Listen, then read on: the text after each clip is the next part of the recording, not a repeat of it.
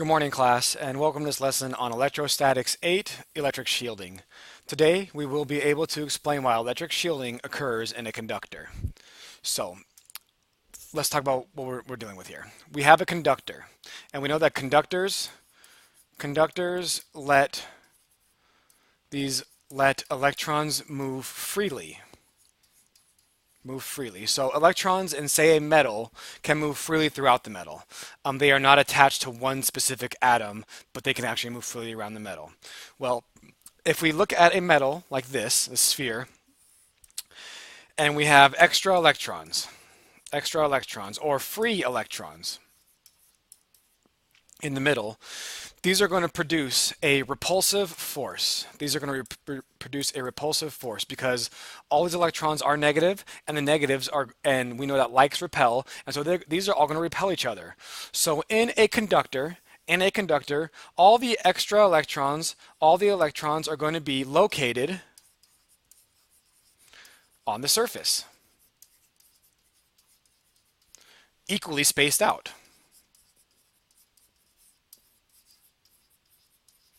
All the electrons are going to be located on the surface, equally spaced out. So all free charge is going to be on the surface. So because these are all equally spaced out, inside the conductor, the force, the net force is going to equal 0 because all of these electrons are going to be applying equal and opposite forces all the way through the middle, so the net force is going to equal 0. Because there's no force inside of the conductor, that means the electric field is going to be equal to 0 inside the conductor. So basically we have a conductor with charge on the outside, and inside there's going to be no electric field. Well, what we find here is that even in an electric field, we have an electric field here, and we can see the electrons are going to be pulled to one side, and the positives are going to be pulled to the other. So even with an unequal distribution of charge, there's still no electric field inside the conductor. And as we can see here from this blow-up picture right here, all electric field lines are perpendicular to the surface.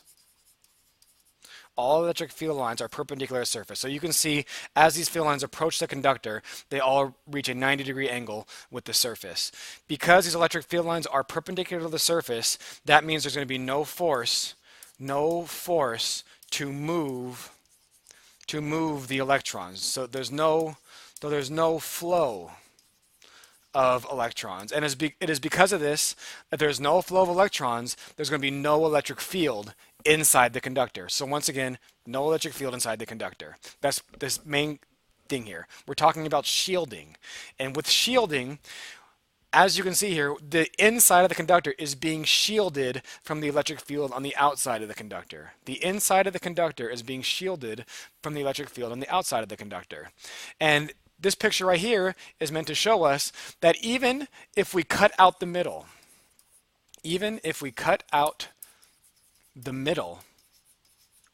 there is still no electric field inside. So we can place something inside this conductor, and it would experience no force, no electric field due to the things around it. And so it's being shielded. Everything on the inside is being shielded from the electric field or electric force on the outside of the conductor. So this has some very interesting implications, especially for electronics. Things that are very, very sensitive are typically put inside a conducting material, like a box, because it is being shielded from all the other electrical fields outside of it, inside a conducting material. And what we call this typically, this is called a Faraday's cage. You can see here that we have a metal wall, it's just a conductor. There's an electric field applied to this conductor, And when this electric field is applied to the conductor, the electrons move because they're able to flow inside a conductor. And what happens is the electric field inside the conductor is zero. So there's nothing happening inside the electric field. This is actually the reason why this shielding is why if you were in your car and you got struck by lightning, you actually wouldn't feel anything. And most people think that's because the tires are made out of rubber. But that's not exactly true. Your car acts like a Faraday's cage. It acts like a shield. So the lightning, the electromagnetic radiation, is not going to actually penetrate the car because there can be no electric field inside the car because your car is pretty much pretty much a Faraday's cage. It's not perfect, but it's close. On the flip side, we've all seen microwaves before, I think. And in a microwave, you might notice there's like a metal mesh on the outside of the glass there. You can see there's a bunch of just like little holes, right? It's like this mesh.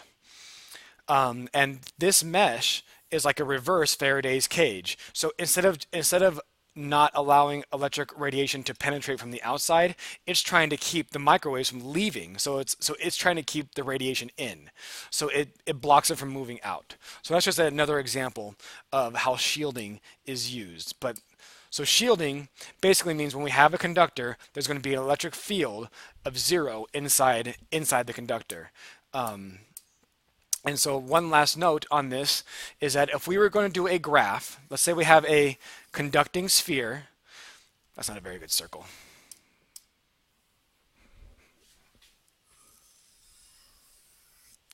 Let's say we have a conducting sphere of radius r, and we're going to plot a graph of electric field versus radius. And we're going to mark this as r, big R. We'll make this big R right here. Well, inside the conductor, it doesn't matter where it is. It doesn't matter if we put anything here, here, here, here, here. It doesn't matter where we put it anywhere. The electric field inside this conductor is going to be zero. So let me do a different color. And so the graph is going to be zero. Is going to be zero all the way until we reach R. And then once we are outside, let's say there's a positive charge. We place a positive charge inside it. Let's say we just do that.